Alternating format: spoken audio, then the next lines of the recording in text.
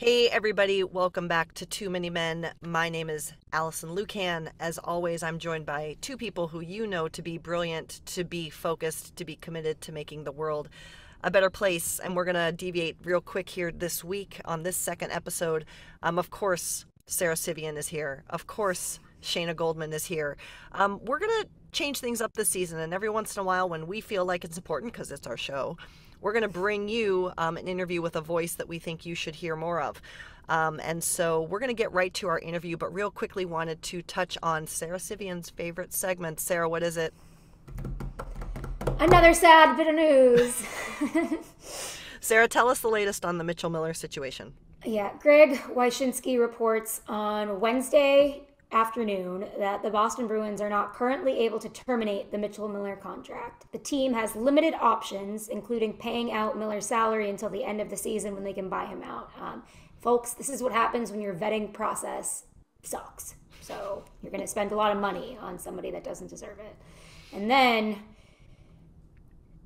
to drive how bad that is home, the Hockey Diversity Alliance released a statement via Akeem Alou, who was sent the statement from Isaiah Mayer Crothers, and he has been pressured to speak out because people are questioning why is his mom speaking out, which is an absolutely insane thing to do. It's his son.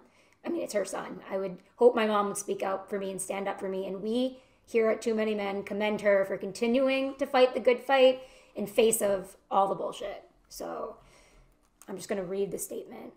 I am Isaiah Mayer Crothers. I would like to make a statement. I have been bullied since I was in first grade. There were not many black kids at my school.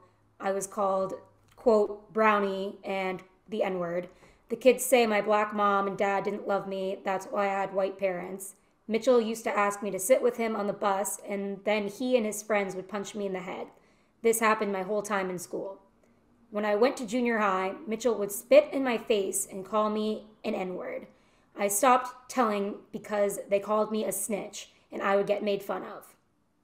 I had to say I was his N-word to sit at his table, and he made me clean the whole table. He threw food in my face. I was called N-word every day. The office would tell me to stay away from him because he wasn't my friend. Once he got expelled from school, his friends started bullying me. He pretended to be my friend and made me do things I didn't want to do. In junior high, I got beat up by him. Everyone thought he was cool, but I don't see how someone can be cool when you pick on someone and bully someone your entire life. Middle of October, I was being texted constantly every day till I answered a Snapchat and IG message from Mitchell Miller. He asked me why I always have my parents doing stuff for me and why can't I speak for myself. I told him, I don't care what my parents say. I'm old enough to speak for myself. He told me he was sorry and that the apology didn't involve hockey. He told me he was doing stuff in the community and helping the youth and wanted to be my friend. I told him, that's all cool, but where is the proof though? He didn't give me any. All the lies I have been told from him for so many years, I don't believe what Mitchell told me. He kept asking me to be his friend and that he has changed over the years from what he did. I told him, I'm not just going to be your friend after all you did to me. I am now getting messages on social media from people calling me a slow R-word, a clown, and you stupid N-word, saying that I need help. Mitchell isn't my friend. It hurts what he did to me. So I just want to tell everyone, when Mitchell says we're friends, it isn't true. I can't take any more of this. Shayna, your comments? So it seems like a lot of people are trying to spin it. I apologize for Kona barking in the background. She's furious about this situation as well. She's yelling because I'm not going to, because I'm on my best behavior today. I feel like people are trying to almost like they think they're empowering Isaiah to speak up, like don't let your parents speak for you and kind of things like that. And I don't know if that's what Miller's spin was, but to me, I look at it and go, that's not, if you want something from someone, bullying them further and making them feel bad that they haven't spoken up isn't the way to go about it. Bombarding them with messages. Now you're doing it, right? All of a sudden you're bombarding someone with text and Instagram messages and Snapchat messages because you're desperate for something. And it's to be able to turn to a team and say, I apologize. The signing might have only been announced Friday, but they were working on this for up to a year. You don't think that for a while they wanted to make sure he apologized? So Miller had to have, he couldn't lie on that much. He had to say, yeah, I apologized. And it got through.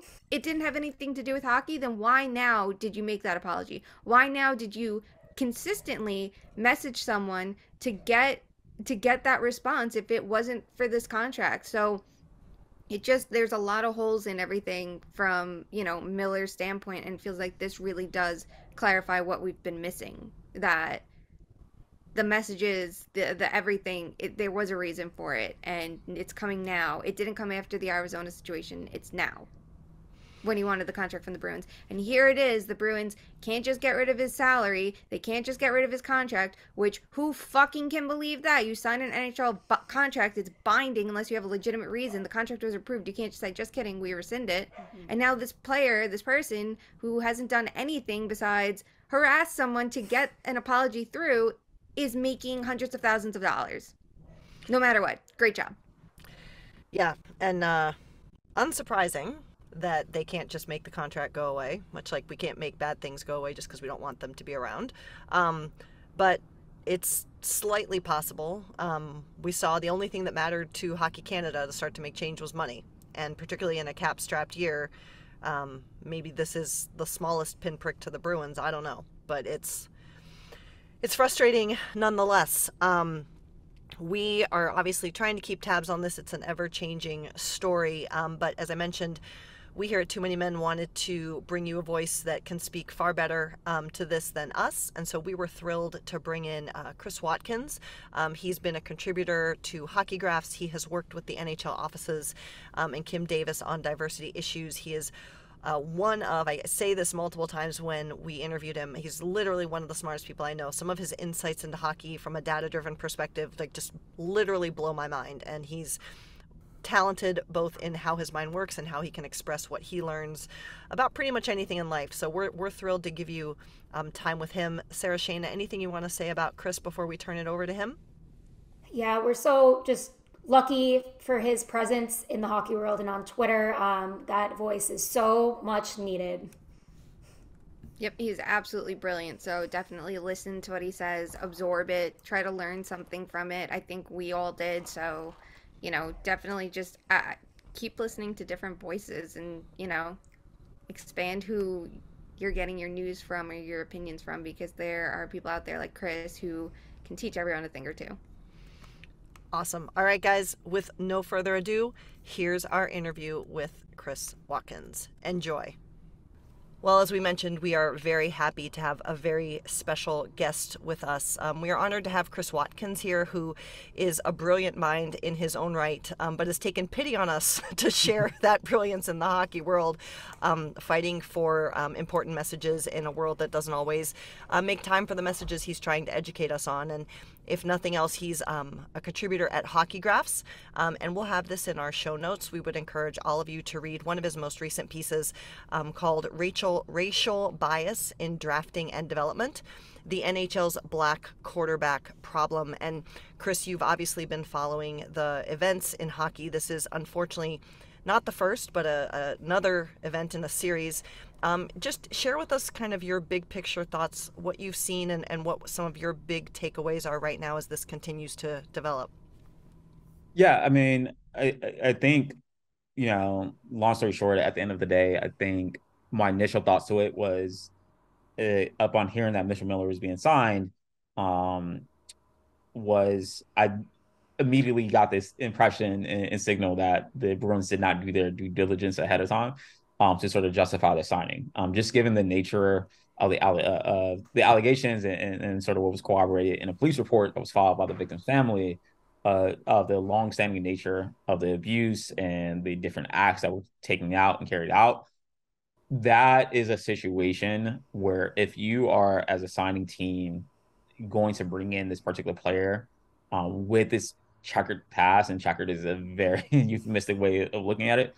If you're going to bring in this particular player, there has to be sign off and approval from the victim themselves and the family to be able to say that, because inevitably, which is exactly what happened, people are going to follow up and ask the questions about, like, has, Mitchell Miller done the prerequisite work to rectify at least some of the damage that he's done? It can't be, it's very unlikely that even in the best of circumstances that he would have been able to sort of make up for the fact of, you know, uh, uh, racially abusing a developmentally disabled, child under the pretext of friendship, and calling them the N word every single day, and making him clean up after his friends, and all that stuff, and saying this is my N word and all of that stuff.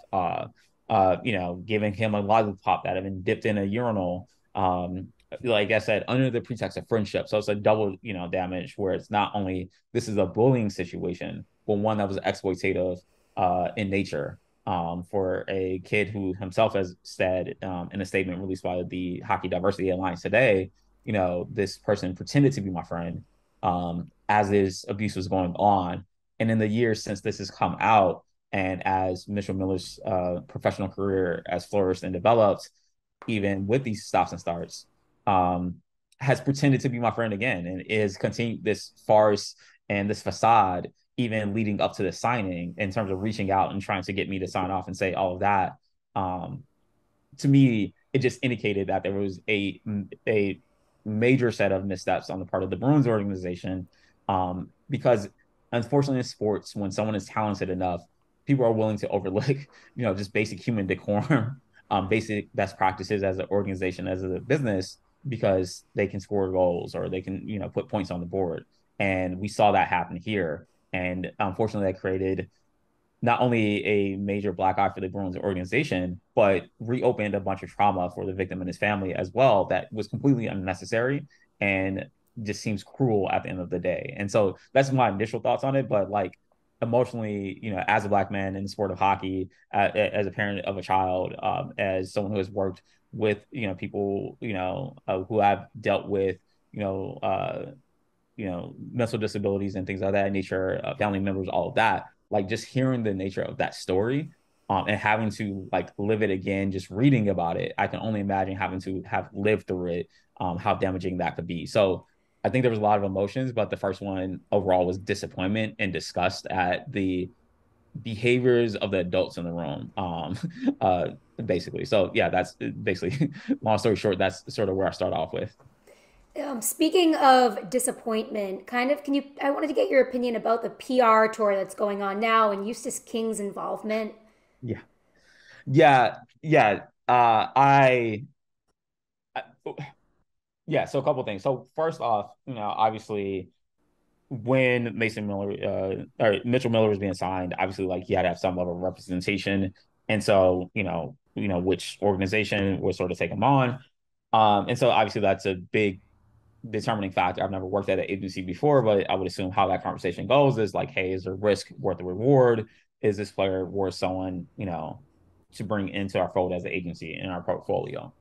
And when it came out that the actual individual that was working with him was Eustace King, who, prior to this particular situation, was often looked at as I think one of the very few African Americans working in hockey, as an agent, has spoken out publicly and taken a lot of stance on diversity issues, so on and so forth. I'm not sure if it was intentional, that his uh, Eustace King's race played a role in him actually taking on the client, to be able to say like, hey, as a black man, I, to understand the difficulties that have been caused by, my client's actions. And I think it's very important for me to sort of be the one to take the lead in terms of rehabilitating him and getting his career back on the right path. So I was just going with that estimation. I have no idea if that was a conversation that happened, and maybe it's not. Maybe race had nothing to do with it, which is perfectly fine and okay. But I think because of that in particular, for me personally, as another black man in the sport, I saw that and I was like, okay, I don't know why you would do that personally. Like, that's not something, as I said, given the nature of the allegations, given what was said to have occurred, given how damaging it was and how long it went on, and knowing that racism in hockey is something that is still a very big issue, something that is not going away anytime soon. It'd have been very difficult for me personally to make that decision. But as I said, I'm not Eustace King. However, As a result of taking him on, there was a PR statement released by Eustace King, sort of justifying bring bring on Miller as a client.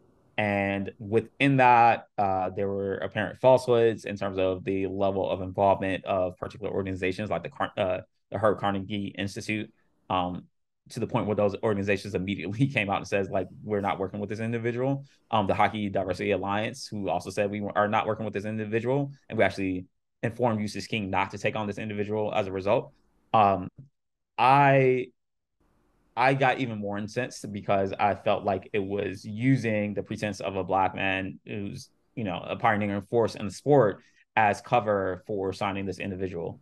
And that just like doubled down on the nature of it, because he didn't do any of the things that was said in the letter, didn't do the rehabilitative work. He didn't reach out to the family. He didn't attempt to, fix things with the victim. And I honestly respect the victim for not wanting to have that conversation with Mitchell Miller. It was, I was so incensed, and then just hearing from the victim today, from the HCA in the letter, and about all the things that never occurred and all the exploitative things that happened to try to cover over the reality of the situation. It just seems even worse, and so the fact that his agent was complicit in this is just like I don't have any trust and credibility in, unfortunately, Eustace King's sort of,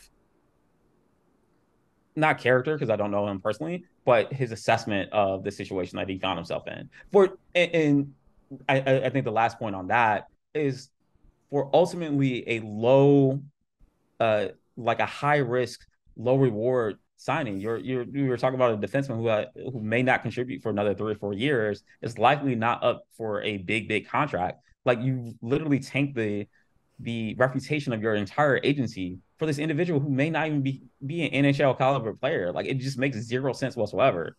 There's so much more I can go into on that, but like, that to me was just like, I have no idea why you would do this. And then there was like an interview yesterday that like doubled down on, this isn't as bad as it looks, all that. Like, it just seems like the PR, the Mitchell Miller has his own shortcomings. I don't dispute that at all. I personally don't think he should be allowed to play hockey. But even if he was, the people around him failed him even more so. His parents, or guardians in the situation, his agency and the representation that he's had, the Boston Bruins and the Arizona Coyotes. Like, he has been failed in his ability to rehabilitate himself by the adults in the room. And that to me is just as damning as anything else that's come out about this story. And Chris, you made a tweet the other day, and that was part of what, I always appreciate, hearing from you and learning from you, but you shouldn't have to explain this, but your point in the tweet, one of the many, was, Eustace King, as a black man, is already having to work twice as hard to even, what was the conundrum? And again, we don't know Eustace, we have not spoken to him, but why is this just more frustrating, even before the PR flubs, that Eustace has such a hard path in and of itself? Yeah, in talking with people involved in the sport, players, executives, media individuals of color who have worked in the sport, played the sport, all of that. I've heard, many stories, and there's so many more that I probably have not heard, but I've heard many stories about the difficulties of being a visible person of color in the sport of hockey, which is that last time I ran the numbers, 94% white. Like, that in itself, at the end of the day, even if nothing else was happening in terms of, people being racist or saying comments or making gestures, like, just being a outsider in a sport that does not primarily look like you just creates a different environment than where you're not as comfortable being your full self in that situation. And so just taking that into account, and then being an agent, being, responsible for the financial outcomes of, prominent players in the sport, and Eustace King and O2K have very prominent clients. That is, as I said, I previously could say I looked up to Eustace King for his efforts and, in pioneering, sort of being at the forefront of that. I think Brent Peterson, who I believe is the assistant GM for the Florida Panthers, is the only other agent of color that I'm aware of at the time. Like, that in itself, like, kudos, great job to be able to make it that far. But, and also hearing those conversations where, hey, during the George Floyd protests or the Black Lives Matter and people taking a knee, I've heard a lot of conversations like, I would love to do this, but I've worked too hard to sort of put that on the line to do that. And I get it. I actually said there was a conversation last year with a media personality where I said, I understand why this person wouldn't do it. It's easy for me to tweet and say blah, blah, blah, because my paycheck's not on the line. Like, if my family livelihood and my ability to pay my mortgage was at risk, I might be a little bit more hesitant to say X, Y, and Z either. There's a reason why my employers don't follow me on Twitter. Like, so I get that 100%. But there comes a point where you have to draw a line. And as I said, for me personally, that line was signing Mitchell Miller as a client. Because in the exact statement I said was, based on my understanding of the situation and based on the lack of remorse on the part of Mitchell Miller, I don't know how Eustace King can personally sit there and say, like, if I were in a situation where the power dynamic was not as an agent to a client in need of representation, but as just an individual on the street, that Mitchell Miller and his family, from what I hear, would not treat me the same or do a similar level of activity. That, unfortunately, is not a person I feel I could personally represent, where the only reason why this conversation is even happening is that the power dynamic is different. And that to me is what was the most concerning about Eustace's involvement with the signing. So while we have that on one side of it, that's as questionable as can be, we see the Hockey Diversity Alliance coming out with a statement yesterday, and then today, with Isaiah's thoughts for the first time we're hearing from him. So what do you think of their involvement in this and how, they're coming into the fold? So the short answer is, kudos to the ACA for stepping up and sort of, making their point known about, their this, I guess, disassociation with the signing and how this should have been handled. I think in reading the statement itself, I give the ACA a lot of credit because I've been following them basically since it started. As a person that's worked in the diversity space for a number of years, that has worked with the NHL and various like teams and organizations around diversity and sort of talking about it, I can see definitely a level of maturity in terms of their approach and having these conversations that they did not have at the beginning. And I have been one to have called out the HDA in the past for lack of effort and energy and initiatives to sort of, use the power of that particular organization and to leverage that and to change the state of the hockey world in a positive place. So I give the ACA credit for not only making a statement prior to sharing Isaiah's particular testimony, but also creating a space that Isaiah felt comfortable to share what his real feelings were. I think a lot of the negative commentary around the backlash around this particular situation was like, well, we haven't heard from the victim. We've only heard from, his family and his mother. Can he speak for himself? Is this not as bad as it says it is? Is it blown out of proportion? Is this social justice warriors on the internet? Blah, blah, blah. It's like, no, here's the actual victim statement as to what he felt as happened and what he felt the actual attempts to fix it were. And he felt both were very lacking. And so I give the HCA credit for their efforts in this. And I think, to me, this is a springboard to potentially better resolve situations like this going forward. It is my hope and honest thought that had a person from a underrepresented community been in the room when this decision was made, that maybe that this particular signing wouldn't have happened. Same thing with the Arizona. I don't know if that's the case, as we can see with like Eustace King, but the hope is that with a better understanding of the sensitivity of these particular topics and the need to bring in the proper professionals and people who have dealt with situations like this before, that maybe we can resolve these situations going forward. I've just been thinking a lot about how truly bad the vetting process was, right? It's like I'm listening to all these interviews and Don Sweeney saying, oh, I didn't know, we didn't talk to him. Oh, I didn't know this or that. Like, how does the president and the GM not communicate on this? I'm just kind of wondering if, since the victim's mother has been so vocal, which is, you don't see that every day, and I want to give her so many props for doing that. It sucks that Isaiah felt he had to say something in the face of all this abuse, but I'm just kind of trying to put my own thoughts together about how can the vetting process be improved, or was it intentionally bad? Sorry. I think very quickly, because this was some of the conversations I've had in the past with the league office. I think, to be very honest, the vetting situation, it was not intentionally bad. It was unintentionally bad, but for the reasons because there is not the structure in place to be able to handle situations like this. You know, the Blackhawks being a perfect example. Like basically, there was no HR infrastructure or like no hotline to be able to report anything happening with the Kyle Beach, Brad Aldridge situation, because that's not how, unfortunately, hockey executives or programs to think. They think only about the output on the ice and not about the overall organization that supports that. And so in this situation where it is not just about the output on the ice for Mitchell Miller, like no one is disputing that he's a very talented player, but the off the ice stuff is why he was not signed in the first place. And because they did not have anybody who's ever dealt with the off the ice situation in a way that does not have to do with hockey, they approached it with a very hockey focused lens and therefore didn't have the resources in place, didn't confer with any professionals or the family that says like, hey, how would we approach this?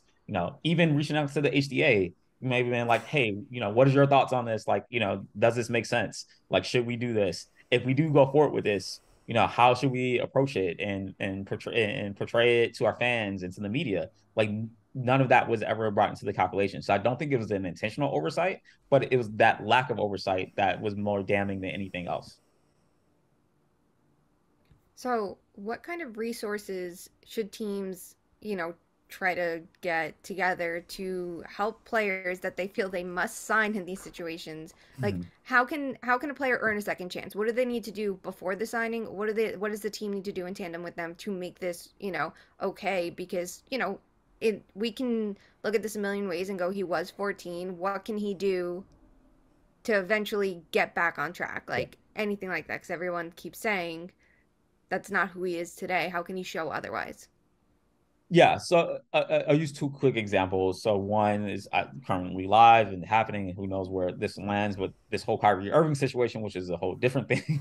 But you know, given what happened and him publicly sharing anti-Semitic material and then doubling down on the fact that he had the right to and all of this, um, uh, the team and the NBA, which is normally lauded for social efforts, which I think this past week has shown that that's probably a little bit misguided. They gave him like a 6-step plan to sort of redeem himself and basically be able to come back to the team.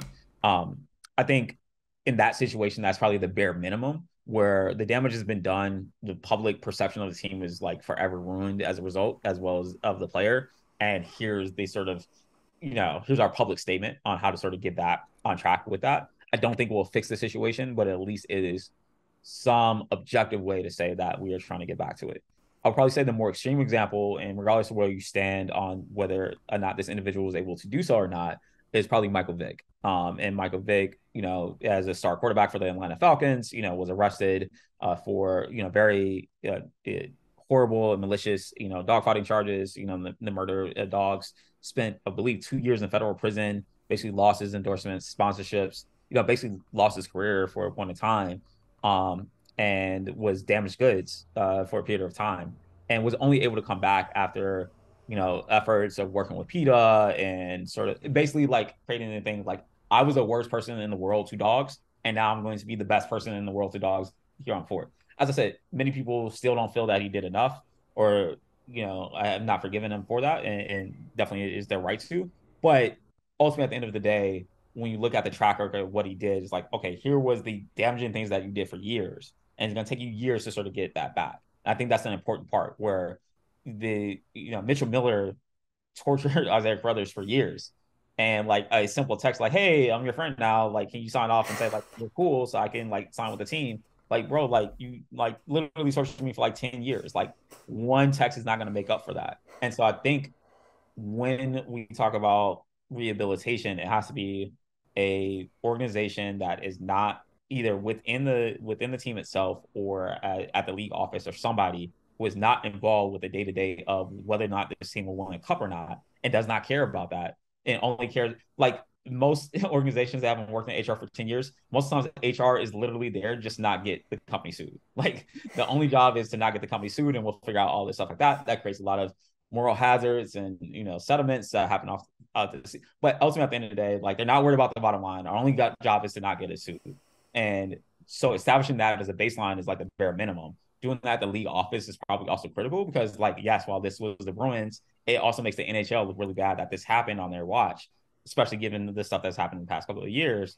And so I think those two things are just like establishing at the team level and the league level, and then probably bringing in a third party organization who does not give a darn about hockey to say, like, here's what you should do. Even a PR organization that's worked in diversity efforts or things like that. Like, all this is across the board. Because, like, this is not the only thing. The Hockey Canada thing is still, like, looming and it's still unresolved. There's, like, a whole bunch of other things across the board where hockey took the precedence, and now the sport of hockey is suffering for it.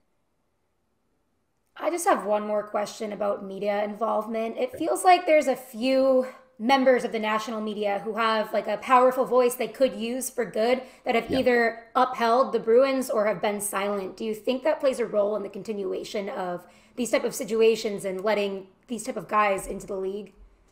Yeah, I mean, I think it plays a massive role. Like, even one, let me say, I commend Brad Marchand and Patrice Bergeron and Nick Foligno for being out in front, at least being on the right side of the story and being on the right side of history with this, saying like we never really agreed with this to begin with from day one.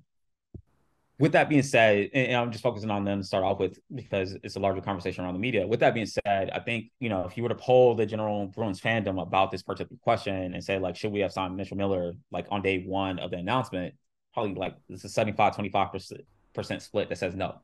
And so even in that situation, it was like, it's kind of easy to be on the right side of history, even though there's many people that clearly decided not to be in that situation. And the reason why I bring that up in regards to the media is because oftentimes what I've seen in the hockey media, and I definitely saw this during the George Floyd protests and when it came to like COVID and the bubble and all that stuff like that, is like, you know, in situations where it's like, yeah, like 90% of my readership agrees with this anyway. So, let me make this brave stand and say X, Y, and Z, or let me make this point, sure. Yeah, this was super bad. But in a situation that's more 50-50, should Patrick Kane be lauded by the NHL given the allegations against him? Should the Edmonton Oilers bring back Evander Kane and so on and so forth, where things are not quite cut and dry, and their reputation may be on the line, or they feel that they may lose access or whatever it may be? I feel like there is a pretext of a lack of agency. It's like, I wish I could say something, but I'm held back by the powers that be or my editors and so. Like, you got 500 million, 500,000 followers on Twitter. Like, I'm sure if something happened to you, like, it will probably damage your institution much more than it damage you. Like, you're fine. Like, and so I think there's just a lack of bravery and willing and courage to step out in these more controversial topics and takes, and not toe the company line or not regurgitate exactly what the team said back to you. And as a result of that, I think hockey media as a whole suffers because you don't get an objective lens, or at least one that is not colored by the perceptions and the wants of the team. And so that's how a story like this permeates, where it's like, oh, the Bruins did their due diligence. Clearly they didn't. And any credibility that you had has been like completely undermined by the updates over the past couple of days. And it's like, for what? Ultimately, at the end of the day, like, this was not a story worth like risking your career and credibility over. And even if it was, like, maybe that's something you have to take a stand on. And if that's like, if that's the trade-off you have to make, like, ultimately you have to, at the end of the day, decide of where your ethics and moral stands to say, like, is that paycheck worth it for me to like blatantly cover up something that's so nefarious and egregious? So yeah, I think it was a disappointing for a very many people. It was a very disappointing week overall, to say the least. Chris, you have talked about how you were so frustrated, and this has been a really hard series of events. We want to make sure that you have time to share more. Anything else that's on your mind, anything else you wish people were paying more attention to, or that's just important for you to express and that you need people to hear. Yeah, I mean, I think one of the key things that has been very clear over time, but especially in the past couple of months, was, one, that the willingness of a team or organization to put up with any transgressions on your part is always related to the level of talent and the level of basically how you can contribute to the bottom line. So, if unfortunately we get into these situations, as I said, going back to the Patrick Kane situation, where it's like, if Patrick Kane was not an MVP candidate the year after the allegations came out, would he have come back? Kobe Bryant, that like his legacy is lauded now, but you cannot get over the fact that these allegations were very real and present in the time, and our society as a whole just wasn't equipped to properly like process them, and now we just sort of swept it under the rug. I think unfortunately sports at the end of the day, while they are important, and obviously, you all spend, quite a bit of time thinking about them. I do as well. Like ultimately at the end of the day, like they're an entertainment outlet. They are not the end all be all of society. And if these trade-offs that we're making for for our entertainment is ruining and destroying people's lives like permanently. Like there is no amount of goals that can be scored to get over that. Like there may just not be a path to redemption for Mitchell Miller. Like, and that's something that we have to accept. It does not matter how good they are at the sport. We have to accept the fact that some people just can't be redeemed. On the other side of that, there is a path to redemption. I've never been the type of person, and professionally, I was not. That's not something you can do in a professional setting, like from an HR perspective, of just saying like, unless you clearly establish that this is a zero tolerance policy, if X, Y, and Z happens, this person can never work for us again. You have to identify those paths to redemption and steps to take to fix it at the end of the day. And so I'm just bringing that professional context in and saying there probably was a path for redemption for Mitchell Miller. There probably could have been an opportunity between him getting let go by the Coyotes and him getting signed by the Bruins, where if he had spent that entire time working on fixing the situation that he created with the support of his family around him that sort of enabled him to do so, had he actually spent that time trying to redeem himself, we probably wouldn't be in this situation. And I'm sure, it may have been the case that Isaiah Crowder's family did not sign off on it anyways. Like there's no point where they did it, but at least you can point to saying like, no, here's what all the things I tried to do. It may not be enough for the family, and and forever in sorrow for the damage I've done, but here's how I'm trying to make myself a better person. Maybe people would have been more sympathetic to that. But the fact that he didn't even do that, and no one around him sort of forced him to do so, and no one thought it'd be critical for him to do that before publicly coming out and saying we're doing X, Y, and Z, it's just so baffling to me. And so I think this redemption art piece is very critical and important, but it has to be clear. But to me, the punishment has to fit the crime, or the redemption has to fit the crime. And I don't think it was anywhere near that in that case. So I think that's the sort of second thing, where it's like, I don't want to ever say that no one can make a living again in a particular avenue or profession based on things they did, but it's all on a case by case basis.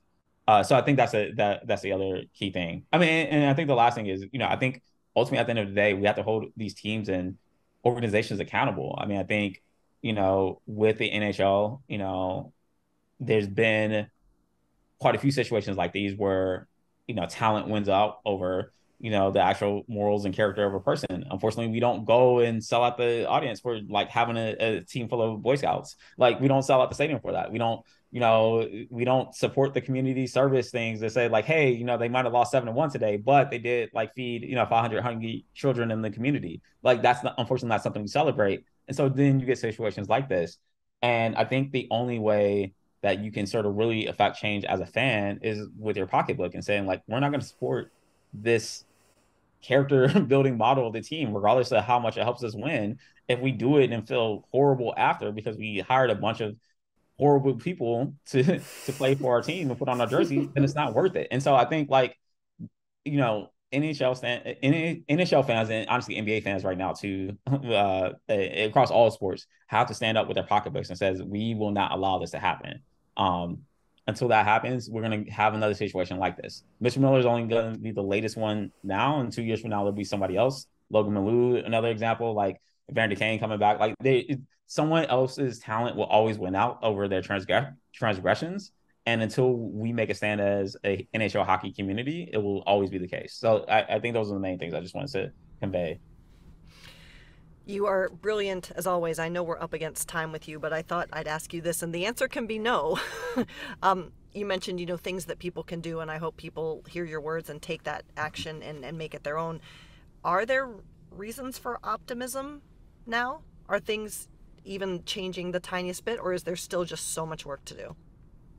I mean, I think, yeah, so it's easy to be overly cynical and says that things are always bad and always will be. I think that unfortunately is, in my perception, the wrong lens to look at it. Yes, things are always bad. There's always going to be something that happens. Even with, you can have the best HR organization in place. You could have the best infrastructure in place and have all the checks and balances in place. and people are just going to do bad things. Like that's the human nature fighting against organizational like prerogatives. That's always going to happen. With that being said, I think the visibility around this sort of, I think teams are going to have to think twice about conversations like this going forward. I thought that was going to happen with the first time Mitch Miller was drafted, all that stuff like that. But it's like, okay, now. No, yeah. Twice. We got him twice.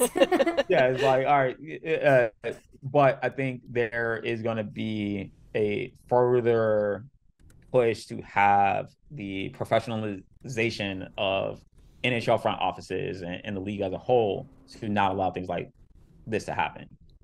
Maybe they'll be better at covering up next time. Maybe that's the end outcome. But I think really it is a step on the path to getting to where ultimately everybody wants to be 5 or 10 years from now.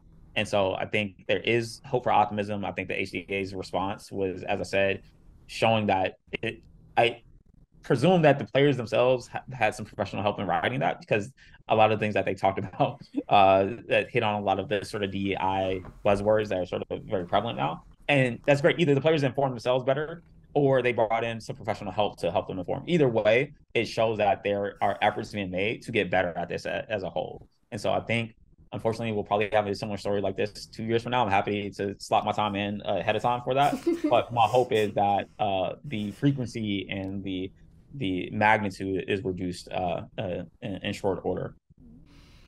Awesome. Chris, again, we can't thank you enough. You shouldn't have to scream so loudly for these words and these messages to be heard, but you are seriously one of the smartest people I know. I am such in awe of you in all walks of life, even when you're trolling all of us on Twitter. Tell the people, if you wish, where they can find you or where they can learn from you if they so choose, be it about hockey or DEI or anything. Sure. Yeah, so I'm at Yolo_Pinato, PINYATO on Twitter. I'm occasionally on there. Generally am not during the work week.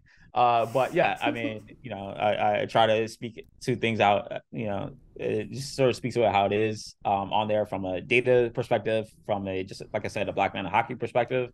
I'm a dad that may want my daughter to play hockey at some point in time. And until these situations are fixed, I don't know if that's going to happen anytime soon. And so I have a personal vested interest in that.